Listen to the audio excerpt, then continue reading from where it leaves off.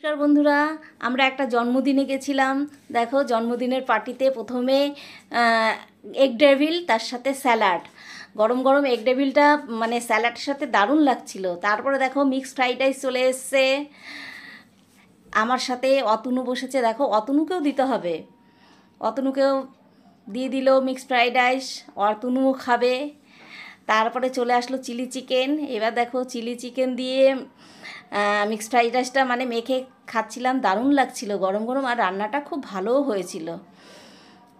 তা এইভাবেই চলছে জন্মদিনের পার্টি। তার মধ্যে তো মানে দারুণ এদিকে গান বাজনা চলছে, ভালোই আনন্দ হচ্ছে। অতনু দেখো কীভাবে খাচ্ছে। এইবার চলে আসলো চাটনি। চাটনির সাথে তো পাঁপড় থাকবেই, চাটনির সাথে পাঁপড় না হলে তো জমবেই না। মানে এইবার চলে আসলো পায়েস। বাঙালিদের তো পায়েস জন্মদিনে মাস্ট।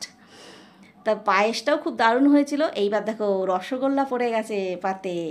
এইবার দেখো রসগোল্লাটা খাচ্ছি।